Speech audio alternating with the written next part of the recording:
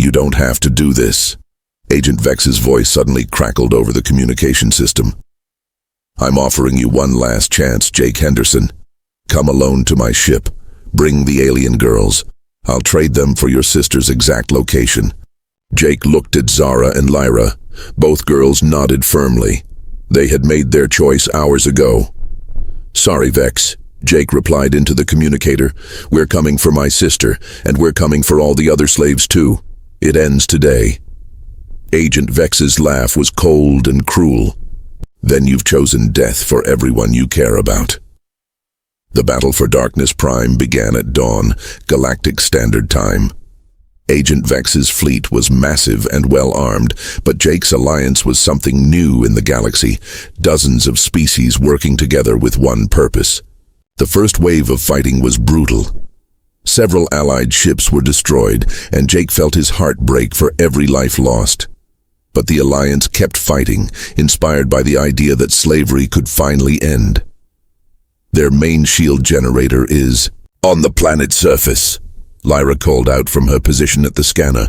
If we can destroy it, the mining colony will be vulnerable. I'll take a small team down there, Zara volunteered. I know how to work with explosives. Absolutely not, Jake said firmly. It's too dangerous. Zara smiled at him, the same brave smile that had helped them survive the pirate attack. Dad, you taught me that families protect each other. Let me protect our family. Before Jake could argue, Zara and a team of young aliens had already left in a fast shuttle, heading for the planet's surface. Jake watched his daughter disappear into the smoke and fire of the battle zone. On Darkness Prime, Zara and her team snuck through the mining tunnels. The conditions were horrible.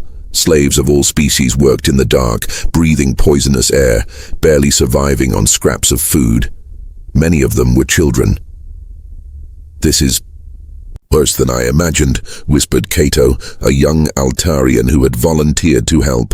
How can anyone treat people like this? Because they forgot that we're all people, Zara replied, her voice hard with anger. But we're going to remind them. They found the shield generator in the deepest part of the mine, protected by armed guards. Zara's team was outnumbered, but they fought with the fury of people who had suffered too much for too long. When the explosions began, slaves throughout the mining colony looked up with hope for the first time in years. The shields were down. Freedom was coming. In space, Jake saw the shield collapse and felt proud of his daughter's courage. All ships attack now, he commanded. The Alliance fleet struck like lightning. Without their shields, the Slave Council's defenses crumbled quickly. Agent Vex's own ship tried to escape, but Captain Torres's flagship blocked his path. Surrender, Vex, Jake called over the radio. It's over. Never, Vex screamed back. If I can't have the slaves, nobody can. Agent Vex activated his ship's self-destruct sequence, planning to take the entire mining colony with him. Millions of slaves would die in the explosion. But Lyra had been studying Vex's ship during the battle. Her technical skills, learned from her father on Zerion, showed her something important. Jake, she called urgently, I can stop the explosion, but someone has to get inside his ship and manually shut down the reactor. I'll go, Jake said immediately. No, Lyra replied. It has to be me. I'm the only one small enough to fit through the maintenance tunnels, and I know Caraxian ship designs better than anyone. Jake's heart nearly stopped. Lyra, no. You're just a kid. You could die. Lyra looked at him with eyes full of love and determination. Dad, you saved us when everyone else thought we were worthless. Now let us save everyone else. Before Jake could stop her, Lyra had transported over to Vex's ship. She crawled through the narrow maintenance tunnels while explosions shook the vessel around her. In the reactor room, she found Agent Vex trying to complete the self-destruct sequence. He turned when he heard her enter. The little purple slave, he sneered. Come to die with your master. I'm not a slave, Lyra said firmly. And Jake isn't my master. He's my father. She activated the emergency shutdown procedure she had learned by watching her real father work. Agent Vex tried to stop her, but Lyra was faster and smarter than he expected. The reactor powered down safely, and Agent Vex collapsed in defeat. The most feared slave hunter in the galaxy had been stopped by a young girl he had once called worthless trash. When the battle was over, Jake found his real sister Sarah in the deepest part of the mining colony. She was thin and scared, but alive. The reunion was filled with tears of joy and relief. "Jake?" Sarah whispered, hardly believing her eyes. "Is it really you?" "It's me," Jake said, hugging her tightly. "You're safe now. You're free." But Sarah's eyes were on Zara and Lyra, who stood nearby watching the reunion with happy tears. "Who are they?" Sarah asked. Jake smiled and put his arms around both girls. "They're your sisters, my daughters, our family." Sarah looked confused for a moment, then understanding dawned in her eyes.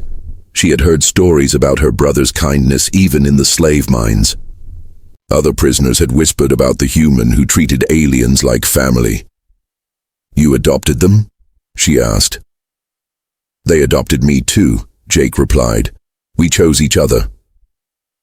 Sarah walked over to Zara and Lyra, studying their faces. Then she did something that surprised everyone. She hugged them both. "Thank you," she whispered. "Thank you for taking care of my brother when I couldn't."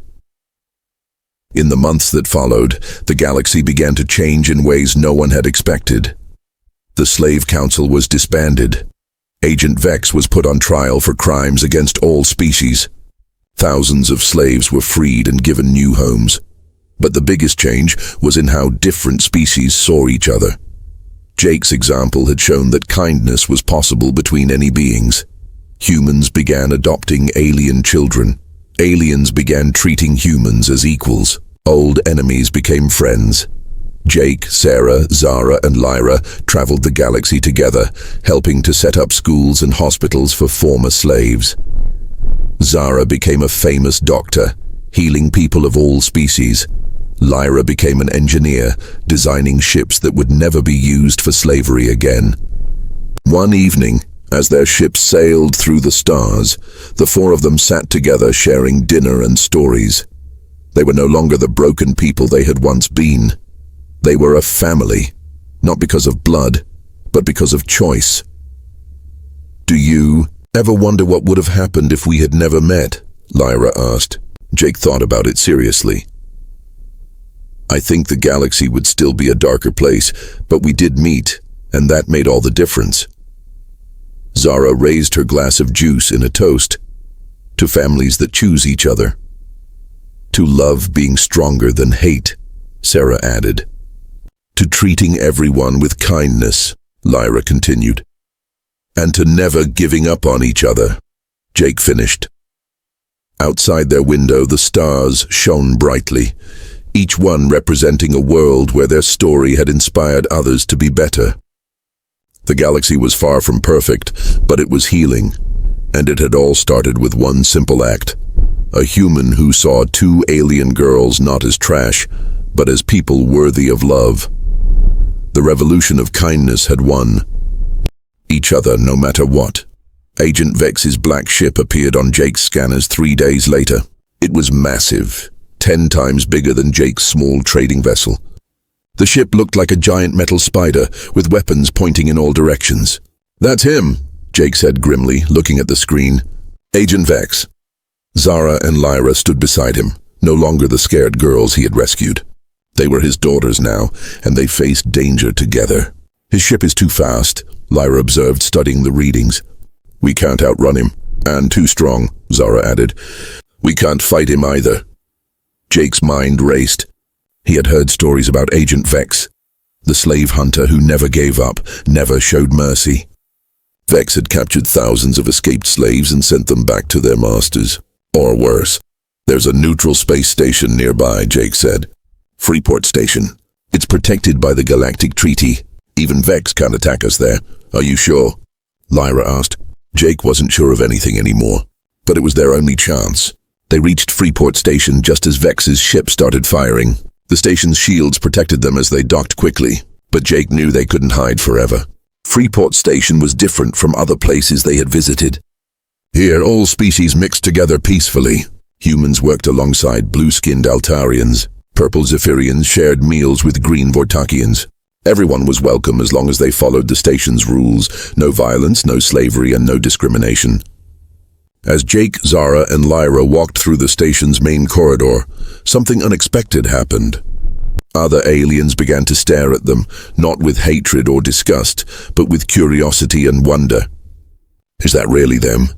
whispered a young Altarian to his friend. "The human who treats aliens like family? Look how he walks with them," said an elderly Zephyrian woman. "Like they're equals. I've never seen a human do that before." Word had spread throughout the galaxy about Jake's kindness. The story of a human who adopted alien children had become legend among the oppressed species. Many aliens had never believed such a thing was possible. A small group of aliens approached them carefully. Their leader was a tall, thin creature with silver skin and 4 arms. His name was Elder Kane. "Excuse me," Elder Kane said politely. "Are you Jake Henderson, the human who freed the Zarian survivors?" "Yes," Jake replied, confused by the attention. "But we're just a normal family now." Elder Kane's eyes widened. "Normal? Sir, you have given hope to millions of slaves across the galaxy." When they heard that a human chose love over profit, many began to believe that freedom was possible. Zara stepped forward proudly. "Jake isn't like other humans. He sees people, not property." "We know," Elder Kane smiled. "And because of his example, some of us are starting to believe that not all humans are cruel. Some of us are even beginning to treat each other better." Over the next few hours, more aliens came to meet them. They brought stories of how Jake's actions had inspired changes on their worlds. Some slave owners had freed their workers after hearing Jake's story. Some aliens had stopped buying slaves because they realized it was wrong. "You started something," an old Caraxian trader told Jake, "a revolution of kindness." But their peaceful moment was interrupted when Agent Vex arrived at the station. He couldn't bring weapons inside because of the treaty, but his presence made everyone nervous. Vex was tall and thin with pale gray skin and cold black eyes. He wore an expensive black suit and walked like he owned every room he entered. When he spoke, his voice was like ice. "Attention station residents," Vex announced over the intercom. "I am looking for 2 stolen properties, a blue female and a purple female from planet Zerion. They belong to the Galactic Slave Council. Anyone hiding them will be punished." The entire station fell silent. Everyone knew the Slave Council was powerful and dangerous. But then something amazing happened. Elder Kane stood up and walked to the central platform. "Agent Vex," he said in a clear, strong voice. "Those girls are not property. They are free citizens under the protection of this station." Other aliens began to stand up too. One by one, they formed a circle around Jake, Zara, and Lyra. "We stand with the human and his daughters," declared a female Altarian captain. "They are under our protection now," added a group of Zephyrian merchants. Agent Vex's cold eyes blazed with anger. "You're all making a big mistake. The Slave Council has power throughout this galaxy. We will remember who helped these criminals escape." "Then remember this too," said Elder Kane bravely. "We're not afraid anymore. This human showed us that kindness is stronger than cruelty. Love is stronger than hate." The crowd of aliens nodded and moved closer together. Humans and aliens, predators and prey species, all united to protect one small family. Agent Vex realized he was outnumbered. He couldn't arrest everyone on the station, but his smile was cold and dangerous. "You think you've won," he said to Jake, "but I have something you care about more than your own life." He pulled out a small device that showed a video image. Jake's blood turned to ice when he saw what was on the screen. It was his sister, his real sister, Sarah, the one who had been taken by slave traders 5 years ago. She was alive, but she looked thin and scared. She was in a cage somewhere dark and cold. "Recognize her?" Vex asked with cruel satisfaction. "Sarah Henderson, age 22. She's been working in the crystal mines of Darkness Prime. Very hard work. Very dangerous." Jake's hands shook with rage and fear. "You monster. Let her go." "I'll make you a deal," Vex continued. "Give me the 2 alien girls, and I'll tell you where to find your real sister." Keep them and she dies in those mines." The station fell completely silent. Everyone understood the terrible choice Jake faced: save his adopted daughters or save his real sister. Zara and Lyra looked at each other, then at Jake. Without speaking, they both nodded. They had made their decision. "Jake," Zara said quietly. "We'll go with him." "No," Jake said firmly. "We're family. We stick together." "But your sister," Lyra started. "You are my sisters," Jake interrupted. "Both of you. And I won't trade one family member for another." Agent Vex laughed coldly. "How touching. Your human emotions make you weak. You have 24 hours to decide. The alien girls for your real sister's location. Choose wisely." After Vex left, Jake sat with Zara and Lyra in their temporary quarters. All three were quiet, thinking about the impossible choice they faced. "We have to try to save her too," Zara said finally. "But how?" Lyra asked. "Vex is too powerful." Jake looked at both his daughters with love and determination. "Maybe he's powerful, but we have something he doesn't understand." "What's that?" they asked together. Jake smiled for the first time that day. "We have friends now, and sometimes friendship can beat power." Outside their window, they could see dozens of alien ships arriving at the station. Word had spread across the galaxy about Jake's situation. Free traders, reformed pirates, and even some Galactic Alliance vessels were coming to help. The revolution of kindness was about to become something much bigger.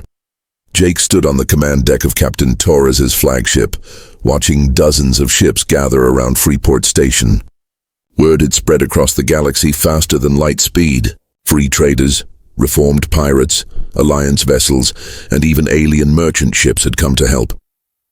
"I've never seen anything like this," Captain Torres said, amazed. "All these different species working together. Your story really changed something out there." Through the window, Jake could see Zara and Lyra helping to coordinate the rescue mission. In just a few days, they had grown from scared slaves to confident leaders. Other young aliens looked up to them now, seeing proof that freedom was possible. "We have the location," Zara announced, walking up to Jake with a datapad. "Darkness Prime, Sector 7. It's a slave mining colony protected by the Slave Council's main fleet." "How many ships?" Jake asked. 50, Lyra replied, her voice serious. "All bigger than ours. But Captain Torres says we have something they don't." "What's that?" "People fighting for love instead of money," Torres smiled.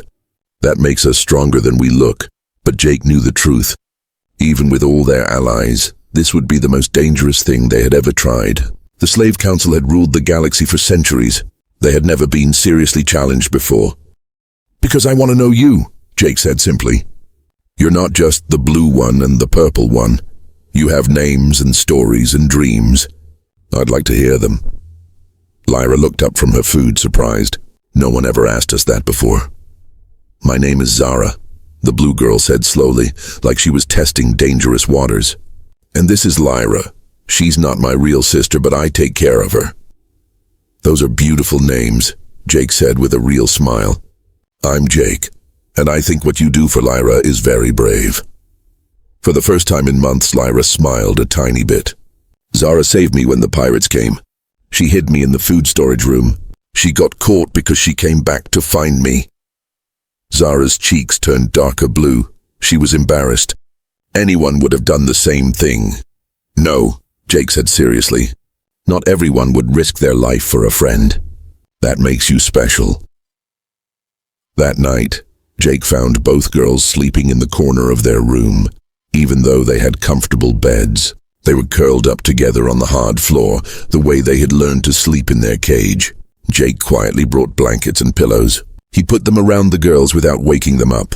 When Zara opened her eyes and saw him tucking the blanket around Lyra, she didn't pull away or get angry. Instead, she watched him with curious, confused eyes. "Why are you being nice to us?" she whispered. Jake thought for a moment. "Because everyone deserves kindness, and because you remind me of someone I used to know." "Who?" "My little sister," Jake said quietly. "She was taken by slave traders 5 years ago. I never found her." Zara's anger suddenly made sense to Jake. She was protecting Lyra the same way he had tried to protect his sister. But he had failed and she had succeeded. "I'm sorry," Zara whispered. "It's not your fault," Jake replied. but maybe helping you two can honor her memory." The next morning, something amazing happened. Lyra laughed. It was just a small giggle when Jake accidentally dropped his breakfast, but it was the most beautiful sound Zara had heard in months. But their peaceful moment was interrupted by alarms blaring throughout the ship. Jake ran to the control room with the girls close behind him. "What's wrong?"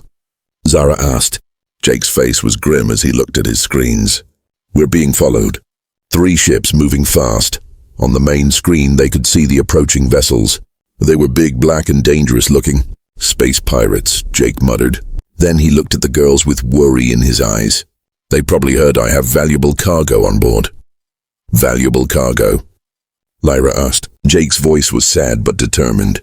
"They mean you two. Pirates make money by selling slaves." A voice crackled over the radio. "Human ship, prepare to be boarded. Hand over your alien slaves and we won't destroy you." Zara grabbed Lyra's hand. Their brief taste of freedom was already ending, but then Jake did something that shocked them both. He turned off the radio and started charging his ship's weapons. "What are you doing?" Zara asked. Jake looked at them both with fierce determination in his eyes. "I'm protecting my friends." The pirate ships were getting closer. Jake's hands moved quickly over the control panels, trying to get more speed from his engines. But his small trading ship was never built for fighting. The pirates had bigger weapons and faster ships. "Can we outrun them?" Zara asked, watching the screens with sharp eyes. "Not likely," Jake replied, his voice tight with worry. "They're too fast." Lyra suddenly stepped forward. Her quiet voice surprised everyone. "I know those ships," she said. "They're Caraxian raiders. They destroyed my planet." Jake looked at her with new understanding. "Do you know anything about their ships? Any weak points?" For the first time since Jake had known her, Lyra's eyes became hard and angry. "Yes, I watched them kill my family. I remember everything." Zara put her arm around Lyra, proud of her friend's courage. "Tell us what you know." "Their shields are strong in front but weak on the sides," Lyra explained, her voice growing stronger. "And their weapon systems overheat if they fire too much too fast." Jake felt a spark of hope. "Can you help me fly this ship? I'll need someone to watch the systems while I pilot." "I can do that," Lyra said firmly. "My father taught me about ship engines before they came." Zara stood up straight. "What about me? How can I help?" Jake looked at both girls with respect. "You really want to fight? You could get hurt." "We're already hurt," Zara replied. "But now we have something to fight for. We have each other." The first pirate ship opened fire. Red laser blasts lit up space around them. Jake rolled his ship to the left, following Lyra's directions about the enemy's blind spots. "Their main gun is overheating," Lyra called out, watching the scanner readings. "Now, Jake, hit them now." Jake fired back and his small weapon found its target. The pirate ship's shield flickered and went down on one side. But there were still 2 more ships, and they were learning from their partner's mistake. They split up, coming at Jake from different directions. "I have an idea," Zara said suddenly. "Lyra, can you make our engines look damaged? Make fake smoke and shut down some systems." "Why would we want to look damaged?" Jake asked. Zara smiled for the first time since Jake had met her. It was a clever, dangerous smile. "Because pirates are greedy. If they think we're helpless, they'll come close to board us instead of just blowing us up." Jake understood her plan. "And when they get close, we hit them with everything we have," Zara finished. Lyra's fingers flew over the control panels. Fake smoke poured from their engines, and several systems shut down to make them look like they were failing. The pirates saw the smoke and laughed over their radio. "Look at that! The human ship is breaking apart. Easy money." The 2 remaining pirate ships moved in close, preparing to attach boarding tubes to Jake's ship.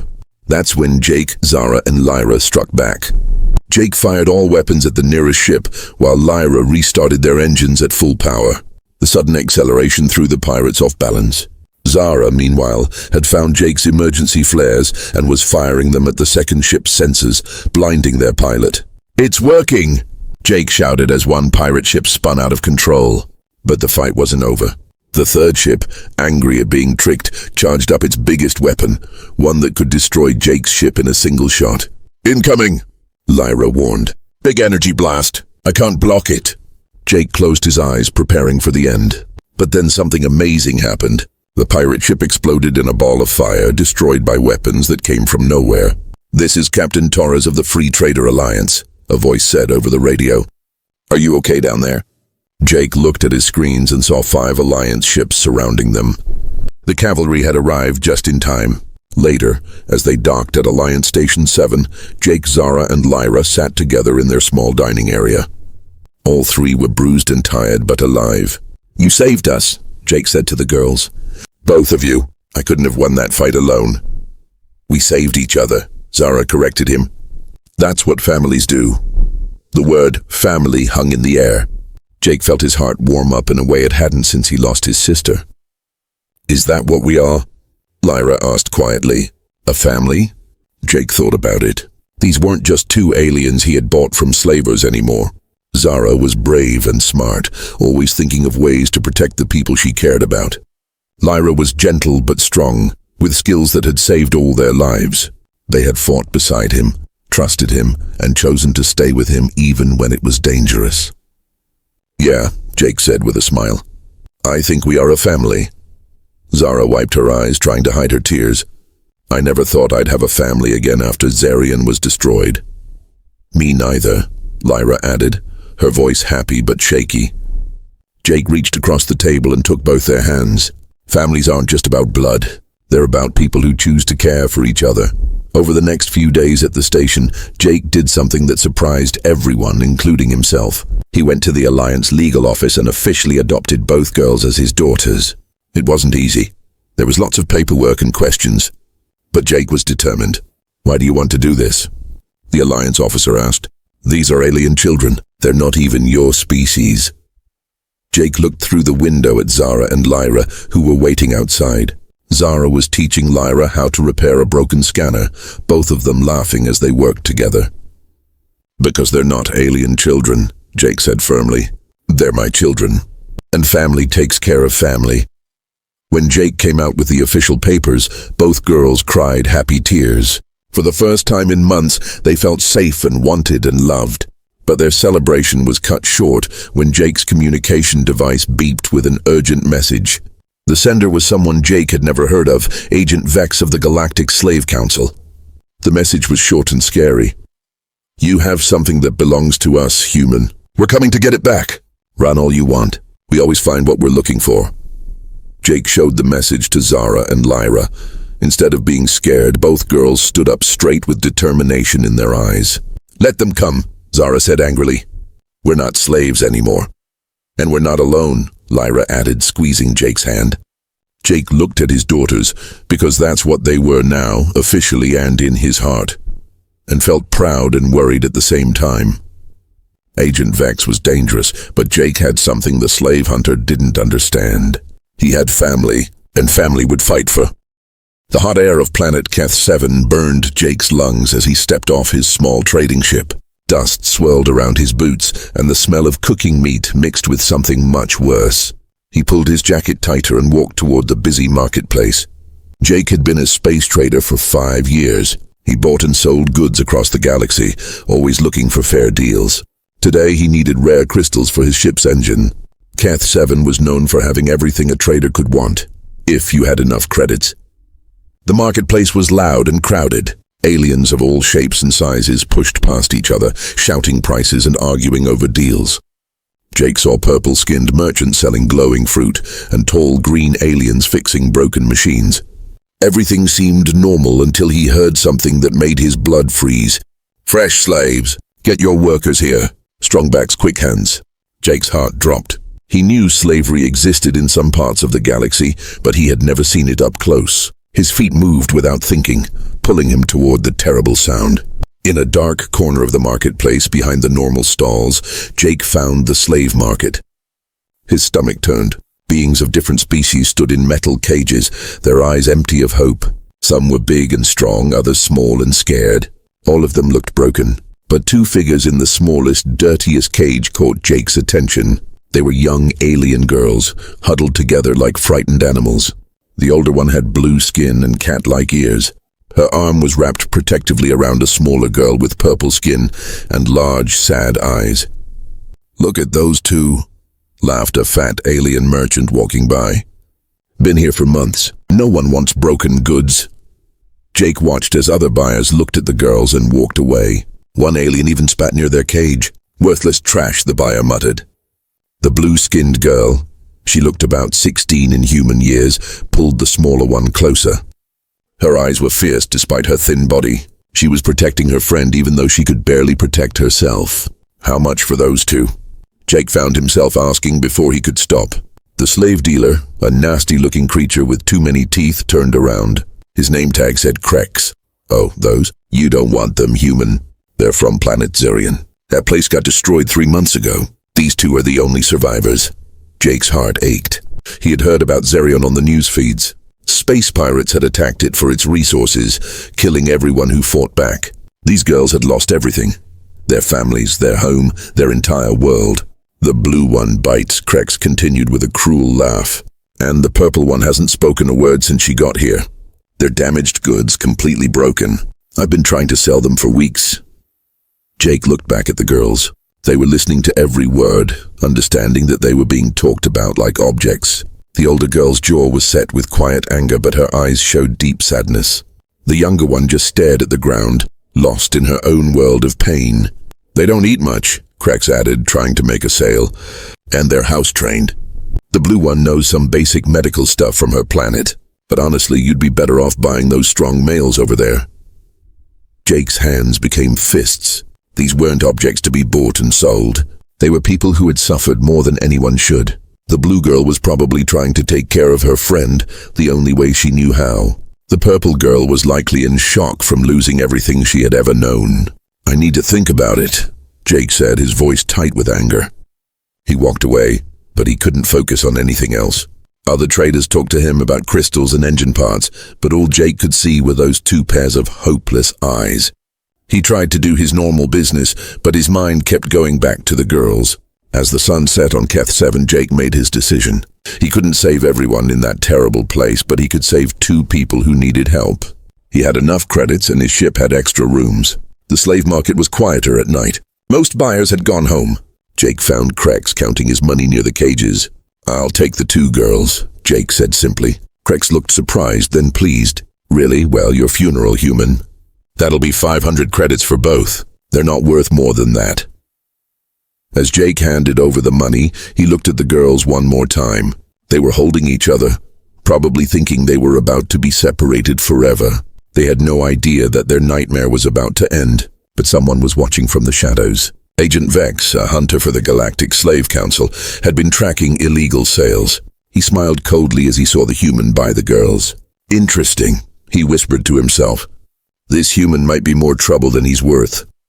Jake completed the purchase, not knowing that his act of kindness had just made him and the girls targets of the most dangerous organization in the galaxy.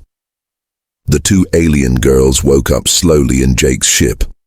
Everything felt wrong. The bed was too soft, the room too clean, and the air too fresh. They were used to sleeping on hard metal floors in dirty cages.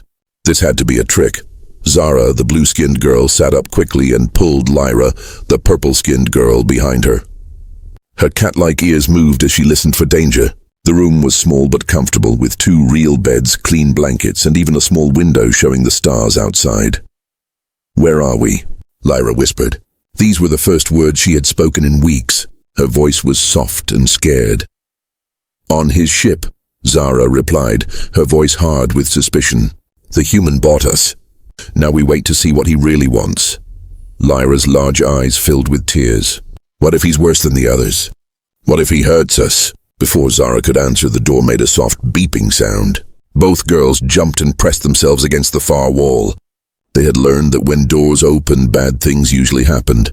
Jake stepped inside carrying a tray of food. He was tall for a human, with kind brown eyes and gentle hands. He moved slowly, like he was trying not to scare them. Good morning, he said softly. I brought you some breakfast. You must be hungry. The girls stared at him in shock. The food smelled amazing. Fresh bread, cooked meat, and sweet fruit. Their stomachs growled loudly, but they didn't move. It had to be poisoned. Masters didn't give good food to slaves. Jake noticed their fear and set the tray on a small table. It's okay, he said. The food is safe. I made it myself this morning. Why? Zara asked suddenly. Her voice was sharp with anger and confusion. "What do you want from us?" Jake sat down in a chair, keeping distance between himself and the girls. "I don't want anything. I just thought you might be hungry. Nobody gives free food to slaves," Zara snapped. "What's the real price?" Jake's heart hurt hearing her words. These girls had been treated so badly that they couldn't even understand simple kindness. "There's no price," he said gently. "You're not slaves anymore." Lyra made a small sound of disbelief. Zara laughed, but it wasn't a happy sound. "Everyone says that at first. Then they show you what they really want." Jake stood up slowly. "I'm going to leave the food here. Eat it if you want or don't. It's your choice." The word choice made both girls freeze. Slaves didn't get choices. This had to be some kind of test. After Jake left, the girls waited for an hour. When nothing bad happened, their hunger became too strong to ignore. They grabbed the food and ate like wild animals, stuffing their mouths and swallowing without chewing. They had learned to eat fast before someone could take the food away. Jake came back an hour later and found them sick from eating too quickly. Instead of being angry, he sat with them and rubbed their backs as they threw up. He brought them water and spoke in a calm, gentle voice. "It's okay," he said. "Your stomachs aren't used to good food yet. We'll try smaller amounts next time." Over the next few days, Jake showed them around his small ship. He gave them clean clothes that actually fit. He showed them how to use the shower and gave them soap that smelled like flowers. He even gave them their own towels, soft, clean towels that no one else had used. The girls kept waiting for the trap to spring. They waited for Jake to hit them, or chain them up, or demand they work without pay. But none of those things happened. Instead, Jake did something even more confusing. He talked to them like they were real people. "What were your lives like before?" he asked one evening as they shared dinner. "On your home planet?" Zara's eyes became hard. "Why do you care?"